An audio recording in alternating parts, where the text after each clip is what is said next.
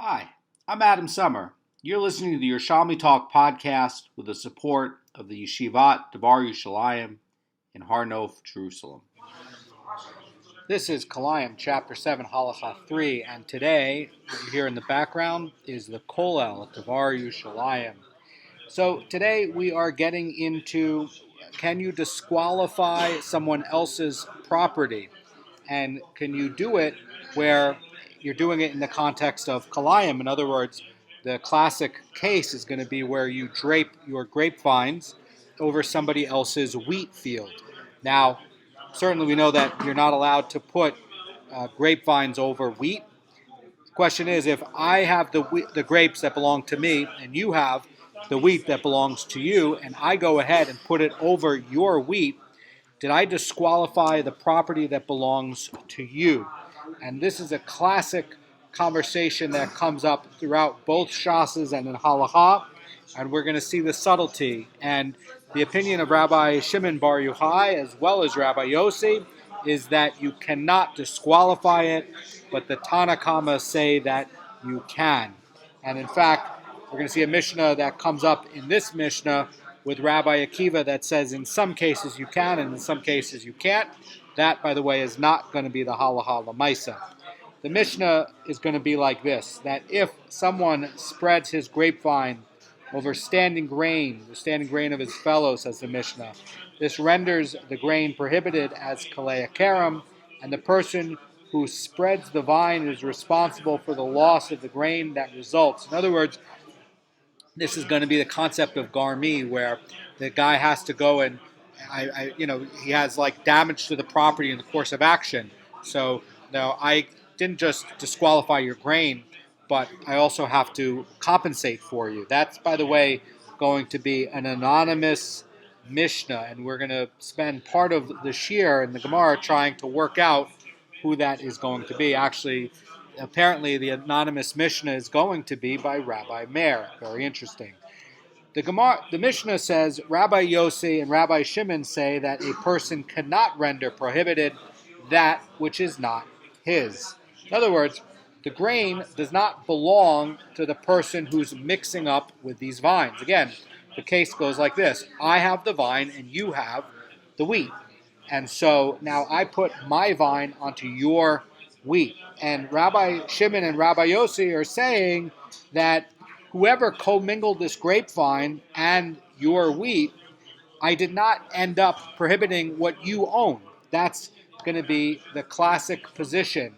Now, it should be noted, according to the view of a person who actively is maintaining Kilayim, growing another person's property, that's going to be prohibited to benefit from that Kilayim. So the idea, says the Derech Hamuna in 549, is that if a person spreads the grapevine over the grain, that they may not benefit from either the grapevine or the grain. So what this is dealing with is that this dispute is going to be where also if somebody sowed grapes in an area that's close next to the person's grain, and normally that would make it Kilayim. But again, you have different property rights occurring here. I have my property, you have your property, and the question is, what happens if I have a field and you have a field, right? We covered this earlier, and I planted wheat, and now you planted grapevines, and it's going to be within 4 amos of my property line and your property line. Well, it's very good that we have different property ownership structure on the land, and it's very good that you have title for your wheat and I have title for my vines, but the Tanakama is saying that you disqualify it, even though I don't own the land on your property and I don't own your wheat.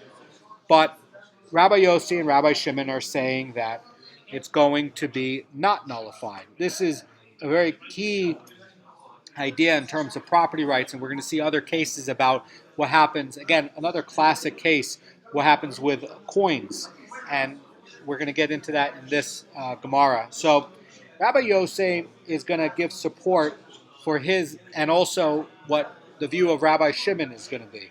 So the Mishnah reads that Rabbi Yossi said that an incident occurred where someone who was sowing his vineyard with foreign seed during Shvius. Now, let's talk about Shvius. Now, if I have a vineyard and I'm growing in Shvius, I'm not allowed to plant grapevines in Shvius. Now, if I'm planting grapevines in Shvius, what happens? Well, they're ownerless. The problem is Shvius ends and they remain ownerless forever. So do I own those grapevines? No. Do I have the ability to profit from those grapevines? No. I can't even sell the grapevines. In other words, if I were a tree nursery, I can't even dig up those grapevines and sell it to someone else. They are always going to be hefker. Not only that, the property is always going to belong to nobody, even the grapes, and you're not allowed to benefit from it because you did it during Shvius. Very serious to plant trees during Shvius because you're never allowed to benefit from that. Now, what happens about somebody, this is a case that the mission is talking about, somebody now has vineyard, and normally during the vineyard, if the vines are planted before Shvius, in Shvius year, the grapes are ownerless. So anybody can come on and take the grapes. Now, the vine belongs to the person who had the vine that was planted there before Shvius, whoever the property owner is who owns title to the vines, but he doesn't own the fruit. Now, the case Rabbi Yossi is saying is somebody's coming and doing a crop of grain, and that's going to be during Shvius. Now, who owns the grain during Shvius? Nobody owns the grain during Shvius. That's the point. And the Mishnah reads like this, that a report about this case came before Rabbi Akiva, and he said that a person cannot render prohibited that which is not his. Now, notice Rabbi Yossi is picking the position of Rabbi Akiva. He did not pick the position of the Tanna Kama. And in fact, the position of the Tanna Kama, there's a subtlety that they have that they disagree with Rabbi Akiva on. Rabbi Akiva is saying that if one person owns the product, that would be the grapevine, and the other person does not own the product. That's going to be the grain, right? You don't own the grain that you sowed this year in Shvius. So one is owned and one is not owned. So Rabbi Akiva is going to be holding that a person cannot render prohibited that which is not his. Again, because there's one person who owns it and the other person does not own it. And what was this person guilty of? In fact, is a person guilty of Kilayim? No. That's Rabbi Yossi's point. There's not a violation of Kilayim. And in quoting Rabbi Akiva, Rabbi Yossi is also going to be agreeing with his teacher, Rabbi Akiva. And what's going to be the problem here? They're going to be saying that's shvichin, right? Because it's going to be forbidden growth that you're not allowed to do. And so Rabbi Akiva and Rabbi Yossi would basically be saying, what is the status of this grain? It's going to be shvichin. Now, what is going to be the position of the Tanna Kama? The Tanna Kama is going to have a nuance here. They're going to be saying that nobody owns the grapes, and yes, everybody agrees that the grapevine does belong to the owner, but everybody agrees that the grapes themselves are ownerless. And what about the status of the grain that's being planted here? Well, they're going to be saying that both people don't own the grapes and both people don't own the grain. And now when you're draping it over, because both people don't own the product, that is going to be where, even though both people didn't use it, you can still nullify it. And the position of the Tanna Kama is going to be that even if two people don't own the same thing and one person acted to put this next to that, you can disqualify both things even though nobody owns it, or even if one person owned it and the other person did not own it. That's going to be the nuance. Now, the Gemara is going to start off with a brisa that gives the source of the Tanna Kama's ruling that somebody can render produce forbidden, which belongs to somebody else, and not only that, but also in the case of Kilayim. So, how are the Tanna Kama deriving this? And this is brilliant.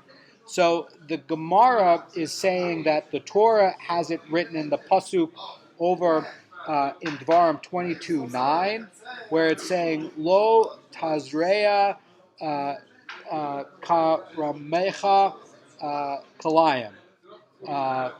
and basically it's saying don't sow Kilayim in your vineyard, right? So, but it's not really worded that way. The nuance here is it says that you shall not sow your vineyard Kilayim. In other words, it says karamecha Kilayim, and that means that it says that your vineyard Kilayim, and that's a weird construct. And the Tanakama is saying that this weird construct is actually there to teach us. And the Gemara says from this construct of the sentence, we know that the Kalei Karen prohibition relates to sowing in your own vineyard. And from where do I know that the prohibition applies to sowing in the vineyard owned by another person as well? The Torah says Kilayim. In other words, what it's saying is that if you were saying that you can't sow Kilayim in your own vineyard, you would put the word Kilayim before the word vineyard. And what the Tanakama is saying is that by putting the word vineyard in the Torah first means that you can't sow your own vineyard with Kilayim, but then by putting the word Kilayim after, it means that not only can you not sow your own vineyard with Kilayim, but you can't sow someone else's vineyard with Kilayim, and that's how the Tanakama prove it, and the Halacha is going to be like that. Now, we want to understand the position of Rabbi Meir, Rabbi Shimon, Rabbi Akiva, and Rabbi Yossi on all this. But again, the halacha in all of these cases by the Tanakama. Now, there's another baraisa that's going to prohibit sowing Kilayim in the vineyard of someone else. And that's going to be indicating that there is a prohibition of Kilayim even when the vineyard belongs to a non-Jew. Now, there's a maloket on this Tanaim between Rabbi Meir and Rabbi Yossi and Rabbi Shimon, and the halacha lemaisa is not going to be by Rabbi Meir. Let me explain.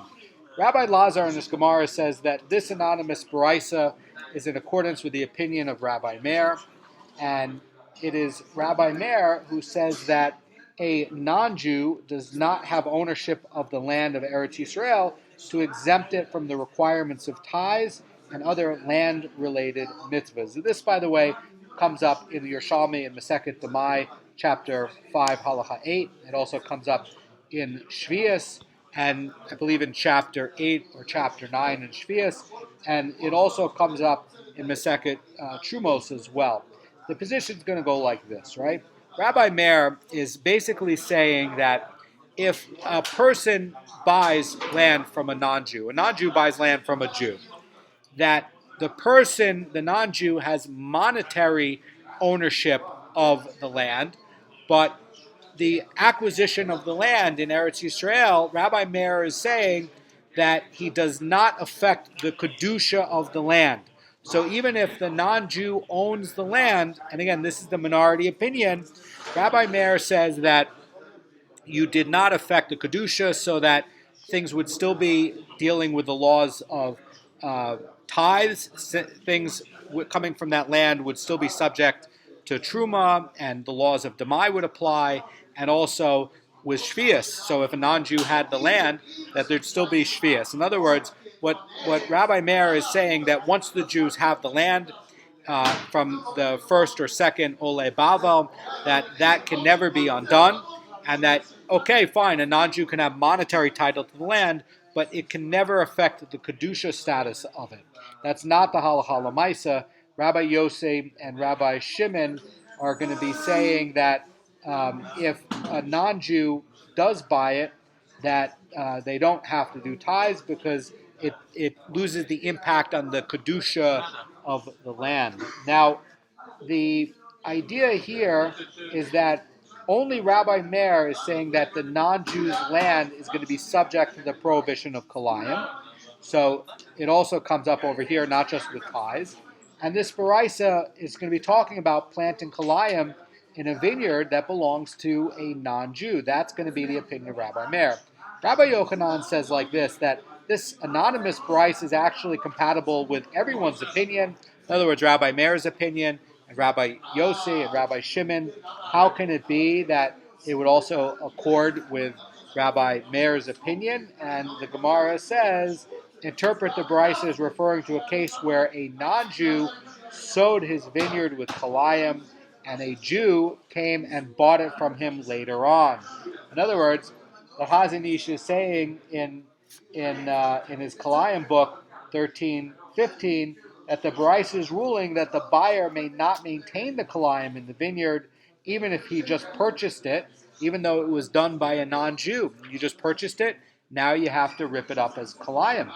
So the Gemara is now going to talk about the Amorim who are looking at what Rabbi Lazar is saying, and Rabbi Yonah and Rabbi Yosei both say that the anonymous Baraisa is going to be with the teaching of Rabbi Meir. And again, Rabbi Meir is saying that a non-Jew does not have ownership of the land in terms of Kedusha level. They might have title to land on a monetary level, but they can't affect the sanctity of the land. And in other words, what's this Baraisa here to do is to show that if somebody was sowing Kilayim in a vineyard owned at the time of sowing by a non-Jew, what would be the status of it? And so according to the majority opinion, like what Rabbi Yossi and Rabbi Shimon are saying, is that there's no biblical prohibition to allow Kilayim that's already planted to continue growing unless somebody's covering the Kilayim seeds with earth, and basically there's going to be a biblical prohibition to get rid of Kilayim. And so what is this saying is that biblically, can somebody passively maintain Kilayim? That's going to be the understanding of Rabbi Yonah and Rabbi Yosei about it. In other words, they're going to be arguing that this Baraisa is not looking at Scripture that it's going to be prohibited to passively maintain Kilayim. They're just going to be, even by the way, if it's planted by a non-Jew, and if that non-Jew is a former owner of the land, and basically the case is going to be for Kalei Kerem, where you're actively sowing it. That's going to be the position of Rabbi Yonah and Rabbi Yosa. And the Gemara, but again, that's not the position of the Tanakama. So the Gemara is going to look at this debate in the Mishnah regarding whether somebody is able to prohibit somebody else's property, and is going to cite related Baraisas. Again, what would this case be? Well, the non-Jew owned the land, and he came and he sowed it with Kilayim, and now you purchased it, and you didn't, it wasn't your property when it was done. Is that now going to be forbidden when you buy it? Rabbi Yosei and Rabbi Yonah are saying, no, it's passively done. The Tanakama are going to be saying that even if neither part of it was owned by the Jew, in other words, not the grain and not the vine, that once you acquired it, it's both going to be forbidden as Kalei Kerem. The position, by the way, about Rabbi Shimon and Rabbi Yosei is that it's going to be allowed, and the position of Rabbi Meir, and also, by the way, the Tanakama, would be that it's not allowed. Why would Rabbi Meir be saying it's not allowed? He'd be saying, well, it still has Kedusha, so it's always able. The position of Tanakama, yes, they might agree with it, but they don't agree with the reason. They don't agree with Rabbi Meir's reason. Rabbi Meir's reason is a little bit different. The Tanakama is basically going to be saying that even if nobody owns this, you're never allowed to have Kalei Kerem. So once anybody even acquires it, it still has the status of Kalei Kerem. So if a non-Jew had Kalei Kerem, well, it's not in the ownership of a Jew at all. They can do that. But a non-Jew can't possess it. That's the point. So regarding an animal now that's worshipped as a Avodah Zarah, says this Baraisa, there's a teacher of Baraisas who taught that whether somebody worshipped his own animal or whether he worshipped somebody else's animal, that it is prohibited to use as a sacrifice. Again, now I have a flock of goats, and let's say I'm living in Goshen in Egypt. And by the way, not accidental that they picked Goshen and they had flocks. Torah says that they had flocks. And, the Egyptians used to worship the cattle. Amazing that the forefathers are keeping, and the heads of the Shvatim are keeping the cattle and the stuff that the Egyptians worship away from them in Goshen. So what's the worry in the Halacha? Well, what if I had a goat and, this idol-worshipping Egyptian at the time of Pharaoh came and worshipped my goat? Am I allowed to go and bring that as a korban or a chagiga? And that's going to be the issue. In other words, somebody else prohibited something that I own. And is that going to be possible? Or is it going to be where, hey, look, I didn't prohibit it. Somebody else went ahead and did something that they shouldn't have been doing. Do I have to pay for that? That's going to be the issue.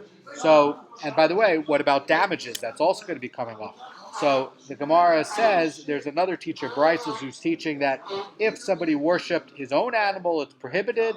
But if you worship somebody else's animal, it can be used as a sacrifice. Again, that's this debate that we're having now. Can you go ahead and prohibit somebody else's property from use? And again, the halacha lamaisa is yes, you can. So if I was living in Goshen and my goats strayed into the regular part of Egypt and Egyptians were now worshiping my goat, can I come and use it for an offering? Tanakama would say no, it's forbidden. So the dispute between these two brises is going to be analyzed, and the students of the academy, says the Gemara, were inclined to say that the one who relates the first version of the brisa, which is saying whether somebody worshipped his own animal or whether somebody's animal is worshipped by others, it is prohibited for use. Again, that's going to be like what the Tanakhama say. And by the way, the students are saying this is going to be the view of Rabbi Meir and Rabbi Yehuda, who also, like what the Tanakhama are saying in the Mishnah, are going to be ruling that somebody can have property prohibited which is not his. So, in other words, that, the Egyptian worshipped my goat.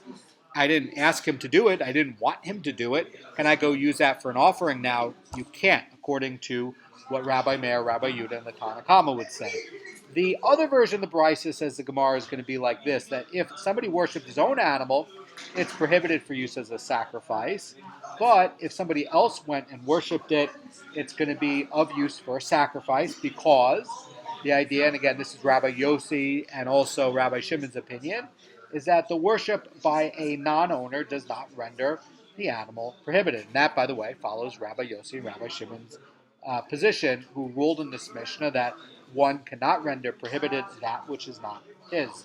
Now, there's going to be a reason why this is all rejected. And in the name of Rabbi La, says the Gemara, the first version of the Brisa that prohibits the animal owned by someone else follows the view of all the Tanaim, even in the case of Kilayim. What's going to be going on over here? So how could it be that, there would be an agreement that one person cannot render another person's prohibited, and somebody would agree with that on the other side? They would say like this. They would say, just as you say there that a live animal that is worshipped as a avodah zarah, that although it does not become prohibited for benefit by an ordinary person, it does become prohibited for use as a sacrifice to the Most High. And similarly, regarding something that is not yours, that although Rabbi Yossi and Rabbi Shimon maintain that it does not become prohibited for benefit by an ordinary person, they concede that it becomes prohibited for use as a sacrifice to the Most High. So what Rabbi La is explaining like this, that everybody agrees that in the case of a sacrifice, that there can be no taint on there or no question at all on it. So if somebody, like the Egyptian, worshipped my goat, can I use it? Everybody would agree, this is what Rabbi La is saying, that nobody can use it as a sacrifice. But the cases here are going to be a little bit different. What about if somebody has shvius product and now somebody is draping grapevines over it, and so now you have two violations over here? Is that going to be also a kalei karam issue? Even if, by the way, now, a third point, the ownership structures are different, where one person owns the grapevines and a different person owns the wheat. And even if this is done on shvius, so three sets of things going on here. Well, that's going to be the case of what Rabbi Shimon and Rabbi Yossi are saying. They're going to be saying that, look, for a sacrifice, that's different. But for the case of the ownership, which, by the way, what's the violation of either making shvichin or going ahead and doing kalei karam? Besides losing your product, you also get makot. But in the case of bringing a blemish offering like that, you're going to get death from heaven. It's a very serious prohibition. So the Gemara now moves on to the next part, and about what about damaged? How does damages work. Rabbi Shimon ben Lakish is going to be saying that the responsibility to pay for the loss of the grain as a result of this now becoming Kilayim is going to be Rabbi Meir's fine of Garmi. In other words, there's induced damage. In other words, by you coming ahead and putting your grapevines onto my wheat and prohibiting my wheat, well, you damaged my wheat field. I didn't ask you to do that. I didn't go ahead and do that. So you have to give me damages. That's the position. So the Gemara is going to comment, and it says that Rabbi Shimon ben Lakish also ruled in an actual case, in accordance with the opinion of Rabbi Meir, that someone is liable for Garmi according to the ruling of the Mishnah. So what's going to be the case? And the Gemara is going to say that if somebody spreads his grapevine over the standing grain of his fellow, he's liable for the loss of the grain that results. And what act of damage did the perpetrator do? The grain, in other words, does not become prohibited and damaged at the moment the perpetrator puts the grapevines over it. In other words, when does it become kalei karam? If you're not sowing it at the same time. If you're sowing it all at the same time, that's a direct deraita violation. But what if you put the grapevines on top of my wheat? Did you make Kilayim then? No. It has to, either the wheat or the grapes or the grapevine has to grow by 1/200th. And now that's what makes it forbidden. So what if you now set up a situation where you put it on top, and now we know it's going to grow by a 200th at some point, but you created the condition that's going to make it forbidden now. In other words, the active part of putting it on top of the wheat did not make it prohibited. What you did is you put it on top, and then once it grew 1/200th, that's what makes it prohibited. So now is that still going to be the position where the person gets damages? That's the nuance here. So the Gemara says, when is the growth of the grain or the grapes going to be a problem? It's going to be when it increases by a 200th, and that's when it becomes prohibited. And it's going to be where the grain or the grapes grow and increase on their own. In other words, the idea that is being countered is that the perpetrator did not participate in the increased growth. He didn't make the wheat grow. He simply put the grain into a state of Kilayim that when the grain later grew, it would become prohibited. And once it grows by itself, 1/200th, that's when it's going to be a problem. So then the question is, well, does the person have the rights to damages? And, that's going to be the question. So the Gemara is going to relate an actual case about where Rabbi Shimon ben Lakish rules that somebody is liable to Garmi. There's going to be two versions of this brisa. The Yerushalmi has a third version of the brisa that's a little bit different. And this first version of the brisa goes like this, that a certain person came and showed his sell a coin to Rabbi Lazar to verify the validity of the coin. By the way, Rabbi Lazar is not a money changer. He's just a rabbi. And he's coming and saying, oh, is this coin valid or not? And Rabbi Lazar says that it is a good coin. In other words, he relied on his own assessment that this could be used as payment, and the person went and accepted the coin as payment, and then went and tried to use it. So in other words, let's say there's a shopkeeper next to Rabbi Lazar, and somebody gives him like $100 bill, and the guy goes across to Rabbi Lazar's store and says, oh, Rabbi Lazar, you're not a money changer, but can you look at this coin and see if this is a counterfeit coin or if this is a real $100 bill? And Rabbi Lazar looks at it. He's not a money changer. He says, yeah, it's real. Go ahead. So he accepts the transaction, and now it turns out that the coin turns out to be invalid, or turns out that the $100 bill was a fake $100 bill. That's the case. So now the question is, does Rabbi Lazar have to reimburse the shopkeeper for the coin because he validated it, right?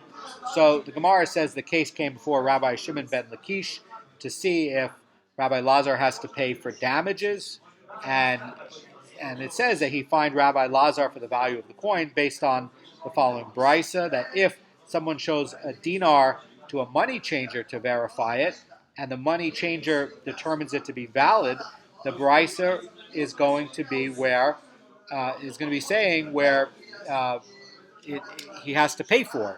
So the Gemara says, and if it's subsequently found to be a bad coin, causing the person to have a loss, the money changer is liable to pay because he took payment for the service. The Gemara is going to ask, but in this case, did Rabbi Lazar actually take payment for this service? In other words, Rabbi Lazar is not a professional money changer, and instead he's giving his opinion. So now, if he gave the opinion and caused a loss, does he still have to go and pay damages?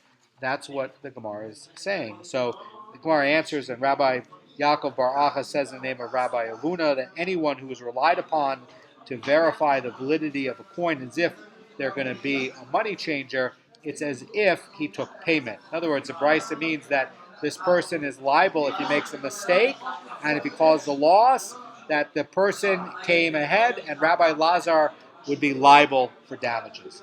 Now, there's a different version of this ruling. Second brisa is going to read a little bit differently. It says like this, that Rabbi Yossi, son of Rabbi Bun, did not relate the conclusion of the incident like this with Rabbi Shimon ben Lakish, but followed the minority opinion that it's going to be Rabbi Lazar and Rabbi Shimon ben Lakish had a previous dispute regarding the liability of who made the validity of the coin to be invalid.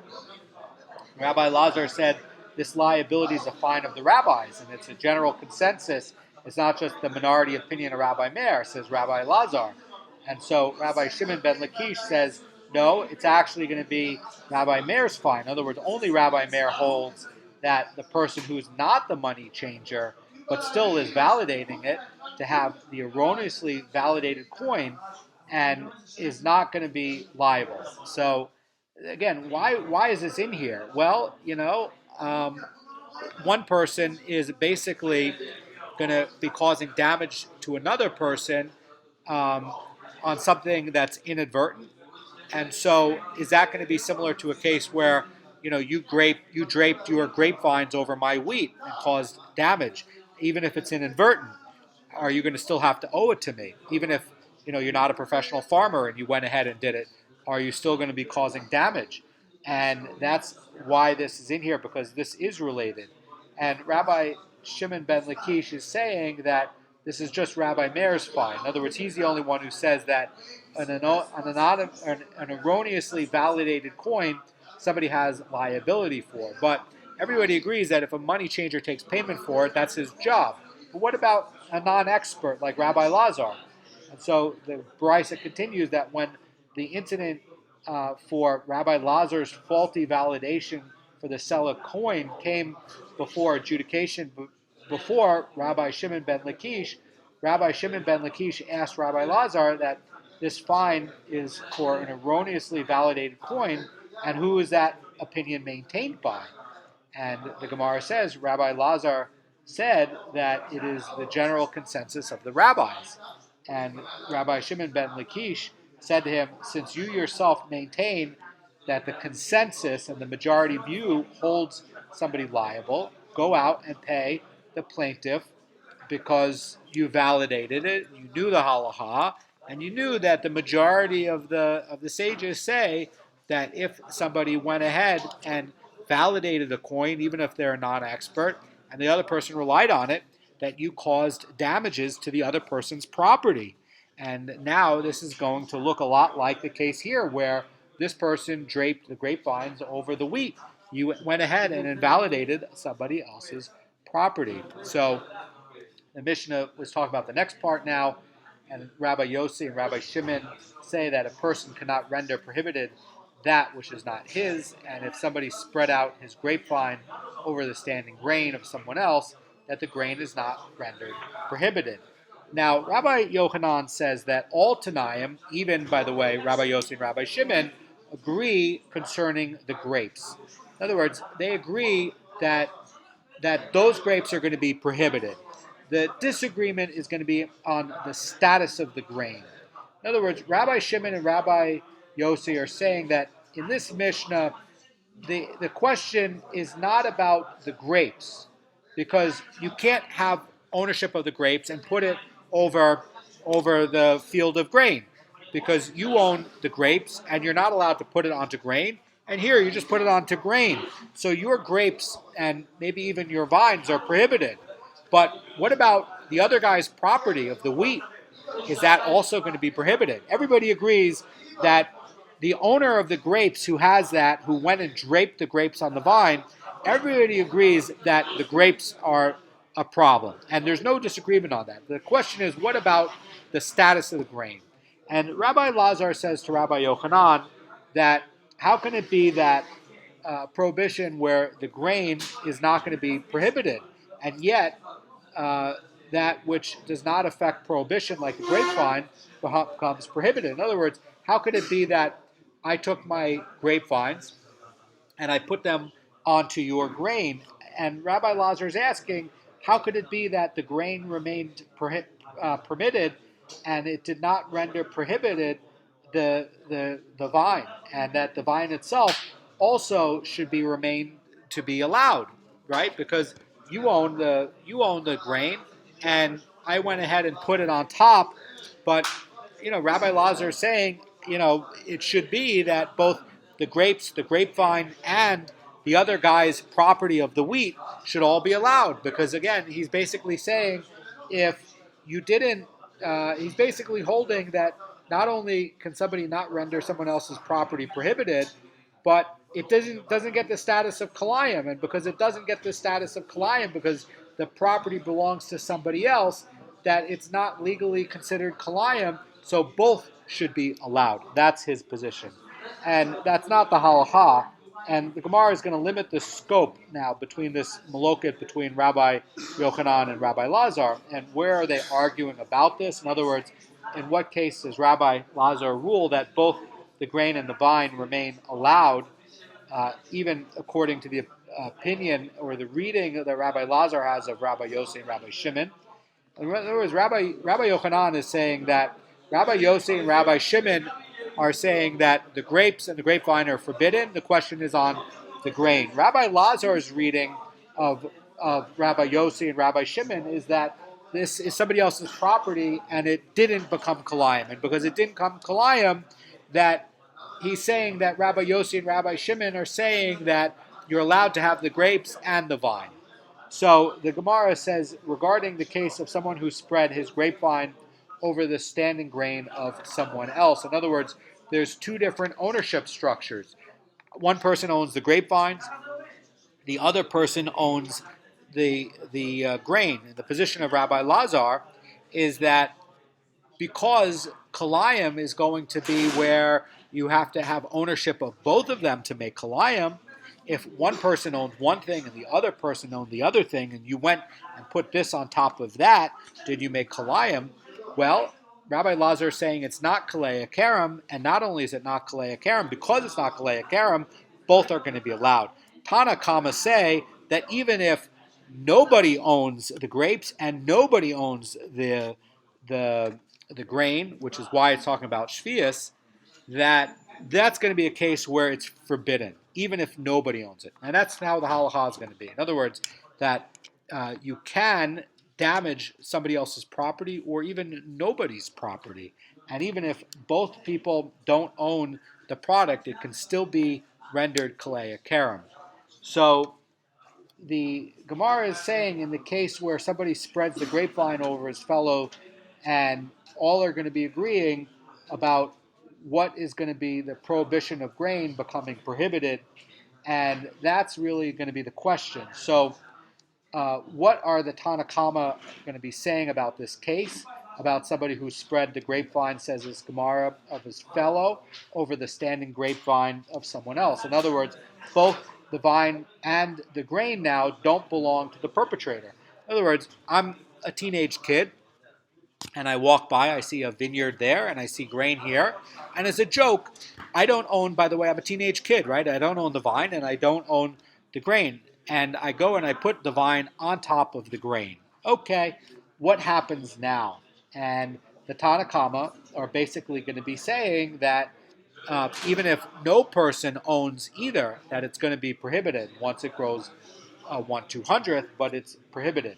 And the Gemara is going to say, learn this resolution from this question from the following part, where it's saying about the position of the Tana Kama. And then we're going to be finishing up, and this is how it ends up.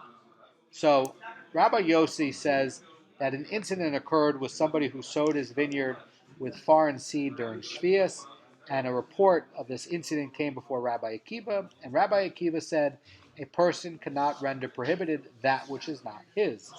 And the Gemara says, now in Shvius, all produce is ownerless, and therefore the grapevine is not his, and the Gemara says, and the grain is also not his. Nevertheless, the Tana Kama's position is refuted. So from this ruling of Rabbi Akiva, it looks like that Rabbi Akiva has a slight nuance that Tana Kama doesn't have. And the Tana Kama, by the way, Rabbi Yossi is putting Rabbi Akiva's position. Rabbi Akiva's position here is not the halacha lemaisa, and Rabbi Yossi's position here is not the halacha lemaisa. Halacha lemaisa is the Tana Kama position, but he's putting this here, and the sages are putting this in here to point out the difference between the Tana Kama's position and Rabbi Akiva's position. So the position is going to be like this, right?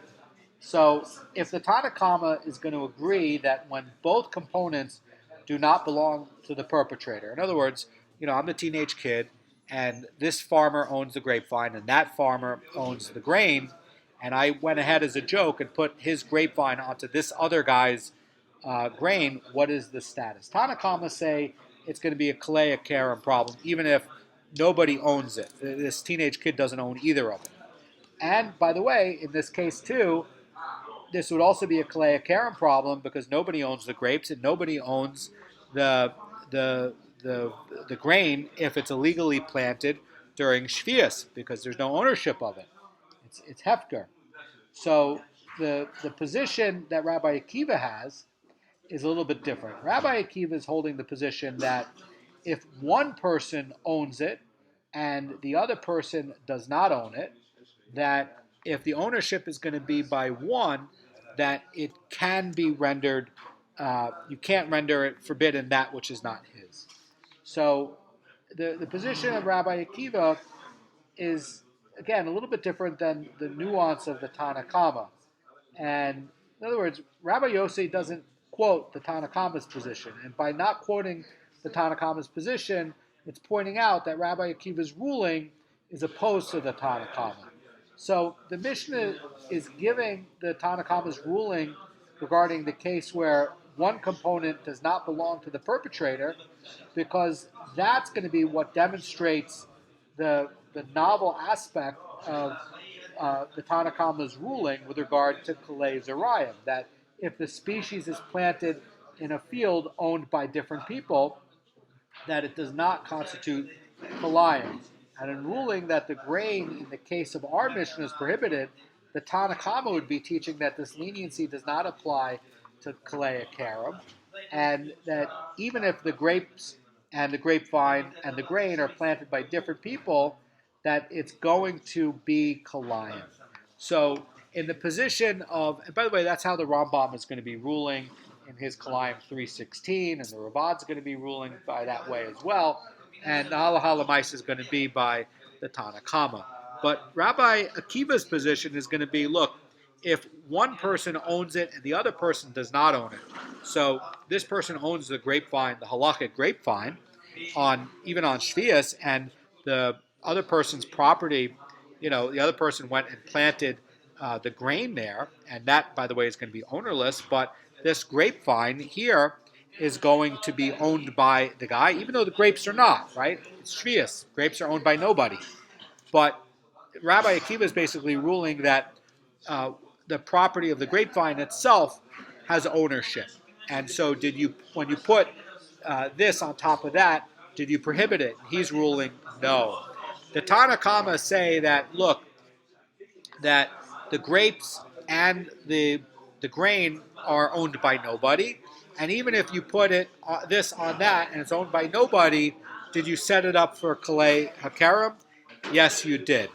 And that's how the Rambam is going to rule on this as well.